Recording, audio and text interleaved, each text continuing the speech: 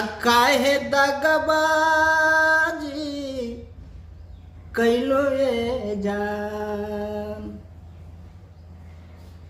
काट के कर जवाब बनाई के काहे दगबाजी कैलो ये जान। दिलवा पर फरसा चलाई के हमारा करेजा कुहकाई के दोसरा के काहे भैलू ये जान। हमारा करेजा कुहकाई के हमारा करेजा कुहकाई के दोसरा के काहे भैलू ये जान।